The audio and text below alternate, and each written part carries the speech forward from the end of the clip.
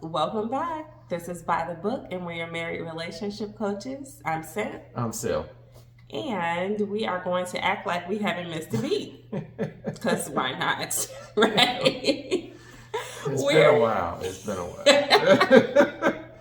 A lot of stuff happened. Life, and we're back to you, and we're happy to be back. So, yes, missed you guys. Yeah, for sure. We're going to talk today about Married at First Sight. Let's just get right into it. We've been watching. We've caught up. We were a little bit behind, but we're right with you guys now. And wanted to start talking about none other than Emem and Ikechi. Mm-hmm. I think I said it correctly. Ike. Yeah, I think I don't like that nickname. I'm gonna go with Ike because I think I probably won't mess that up. Yeah. I think it's Ikechi. So anyhow, yeah, we just got off this hot episode with my favorite line, if you give me a clown, I give you a circus, or, something of that nature. Yeah. I like that, but I'm just trying to decipher, who did what in this situation, because this is one of those deals where there's polar opposite vibes coming, she's like, I didn't do anything. All I've done is try. Ikechi's like, she's an a-hole. She treats me like dirt. And my husband and I have been talking about, when this dynamic broke down. Because if you guys have been watching like we were, they started off pretty strong, it seemed. Mm-hmm. And I don't know. I was just looking for them with their similar backgrounds, or whatever the case may be, to just kind of sail off and be a power couple, sort of. Early on, I will say, he gave me some bad vibes. I didn't really like Ikechi, but I'm trying to give him the benefit of the doubt. And it's hard because he's such a non-committal person, and everybody wants to see the people in these processes that move so quickly be able to be committal. So he looks like the bad guy here, and then when you say things like someone is aggressive or someone is an a-hole or any of the number of things that they captured on camera for us to all see, he looks like the villain. I mean, am I wrong? No, when it looks like a duck, it quacks like a duck. Why are you looking for a porcupine? The guy's a villain, okay? It is what it is. We can try to get into his head and try to come up with excuses. Oh, well, he just misunderstood. We can do all of that, but the reality of it is we're going to judge him according to what he says and what he does. And he's coming across through his speech and through his actions. He's a villain. Okay.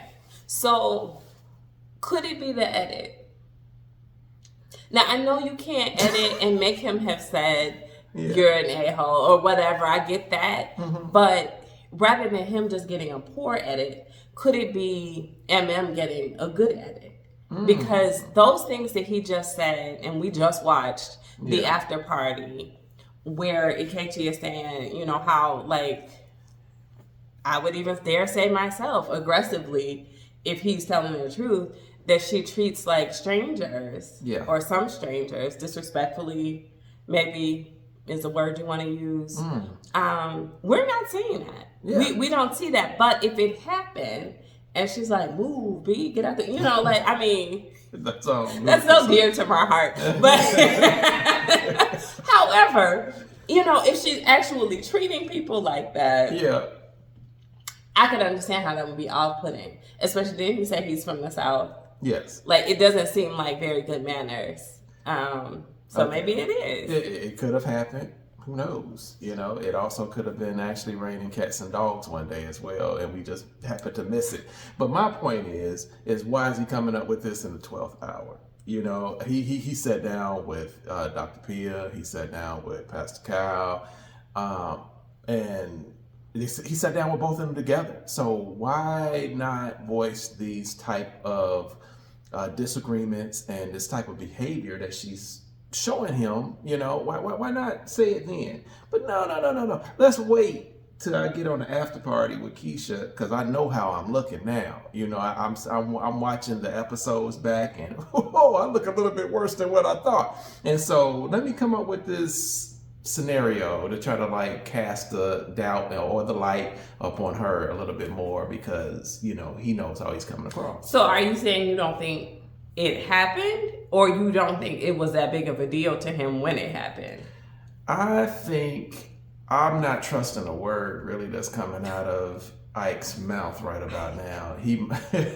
I'm just not. It could have been something that happened, and he could just be blowing it up to make it look worse than what it is, to get some of the heat off of him and to get people to say, oh yeah, she is aggressive, yeah, she is this, or she, whatever kind of narrative he's trying to write. You know what, and to that point, I will say I did call BS when he was like, I saw myself in those people. I'm like, boy, stop. Don't make me do it. I didn't believe that. That didn't ring true to me at all. Y'all let us know what you think. I didn't buy that line. But did she say that?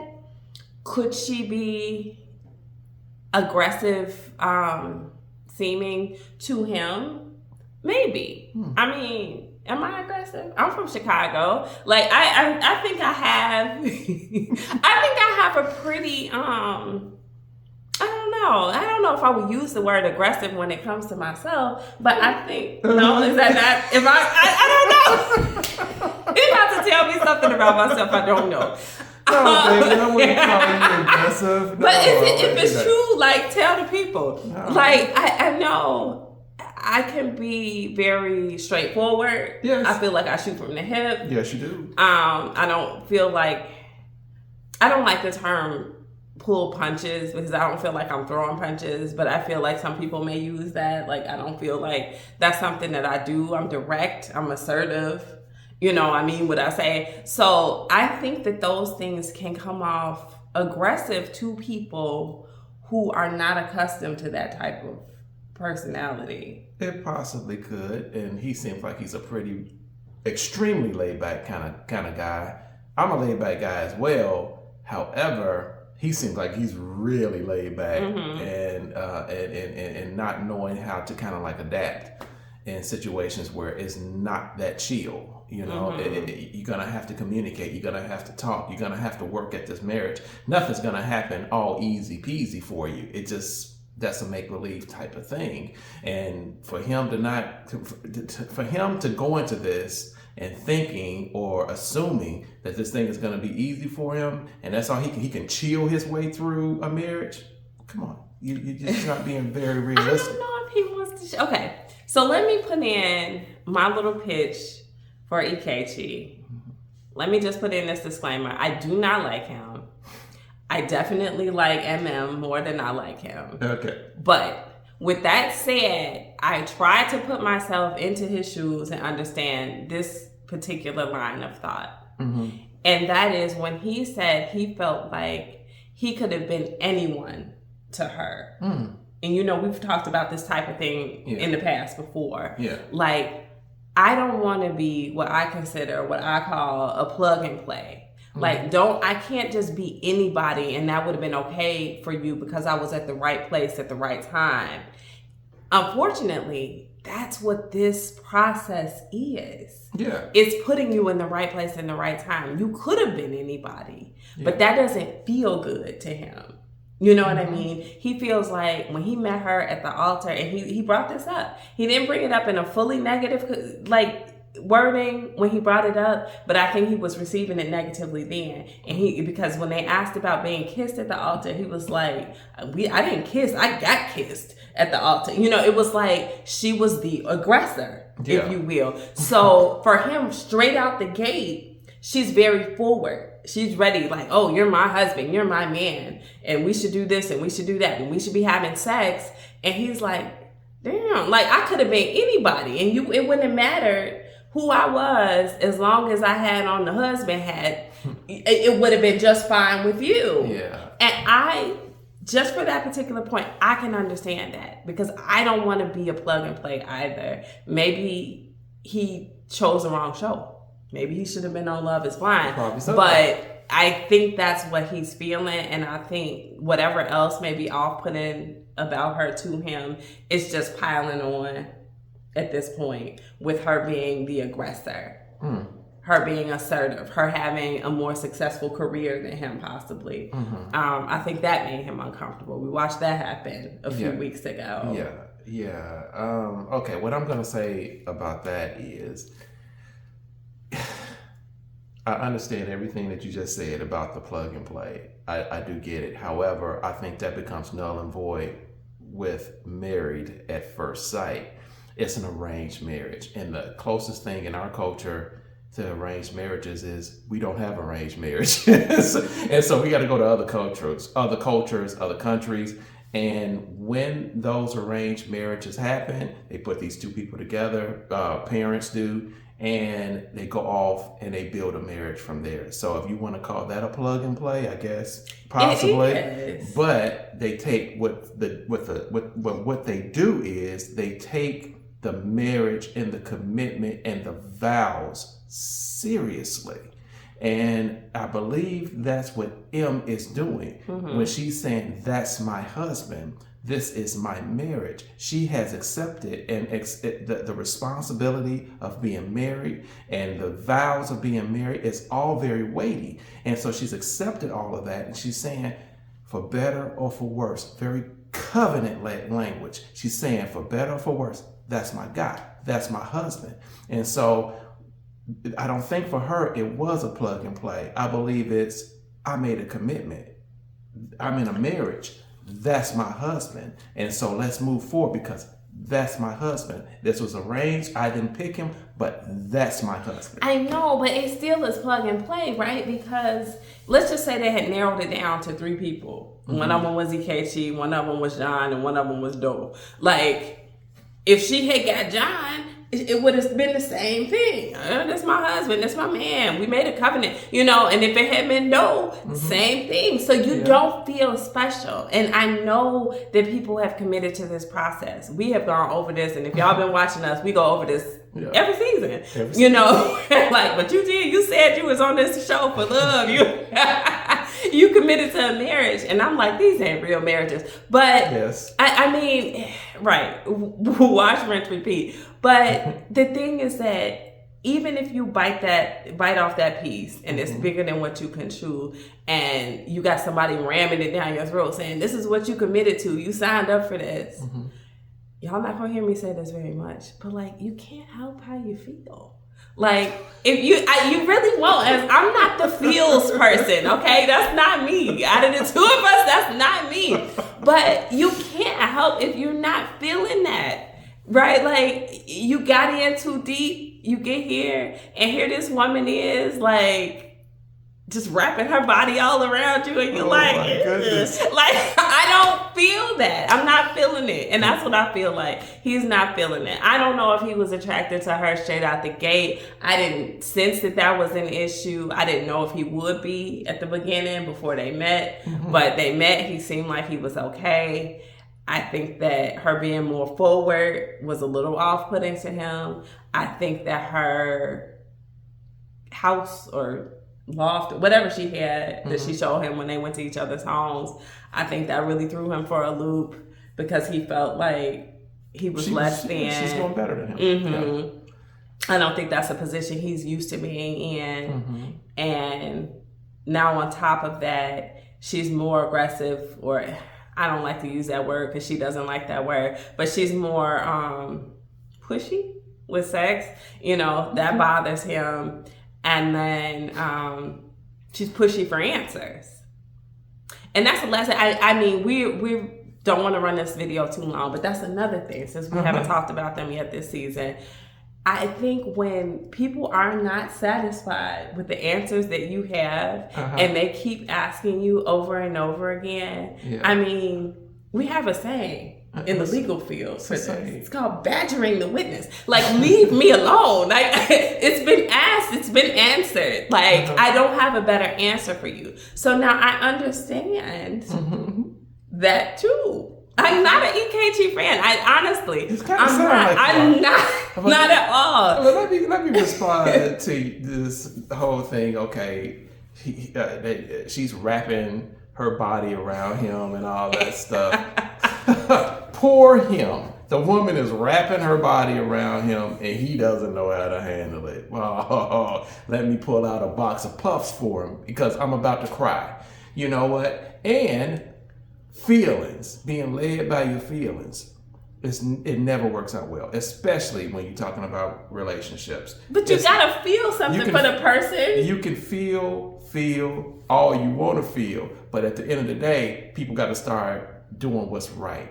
And what's right is he made a commitment. He made a commitment to be a husband. He even he reread his little bogus vows that he made to her. And I felt it in the moment. Well, that sounds like a good marriage. You felt it in the moment. You know what?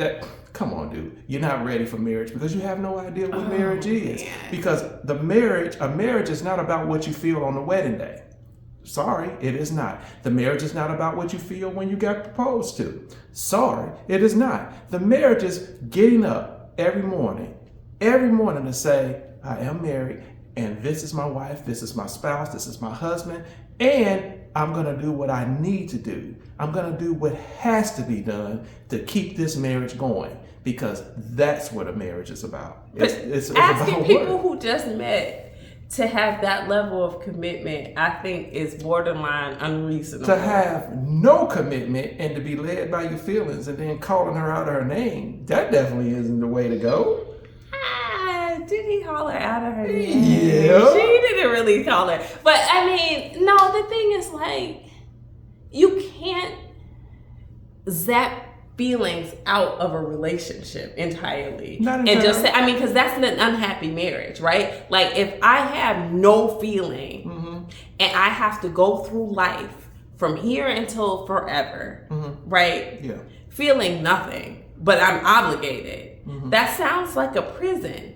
You know what I mean? It doesn't sound like a happy situation. It sounds like a situation, and I get it. Like, you're going to ebb and flow with where you are with a person in the relationship. Some days are going to be high days. Some days are going to be low days. You don't want to let anything get too high, nothing too low. But ultimately, you have to have some kind of feeling. You have to care about this person. Hopefully, you love this person. They don't have that because they don't have any foundation. So to ask me to commit this high level of commitment to, this is why I don't think these marriages are real. This high level of commitment to somebody based on a panel of suspect experts matching us together. Yeah. No, sir. Yeah. I'm not doing it. I mean, if I wasn't feeling it in this situation, I'm not doing it either. And I believe in marriage. Like, I strongly believe in marriage. I believe in the commitment. But somebody I don't know, these are fake. These are fake men. I'm sorry, I can't make these people say I do at the altar and hold them to the same standard of a regular couple here in America who has married and they know each other. Okay. That's a hard expectation to meet. Let me ask you this then. All right. It has to be some type of feelings going into it or whatever. But let me ask you this. He's being led by his feelings. Is he happy? No, that's why he gonna leave. No. Like, what do you mean? He's being led by his feelings. Is he unhappy? No. So you're saying being led by your feelings. If he just functioned like a robot, they would be better off? No, he becomes a better communicator because he's horrible at communication. I agree. And on the flip side of that, you began to think, what is the right? Because the right thing was when you said, when you got up there and you made your commitment, stick by your commitment. That's the right thing. And then let's try to sort out the feelings later. Y'all let us know what you think. I can't sign on to that, y'all. I mean, I'm not saying that my husband is wrong in terms of what a marriage is and what the commitments of marriage is. I don't disagree with that. I disagree with that in this situation because these people have not had an opportunity to choose one another.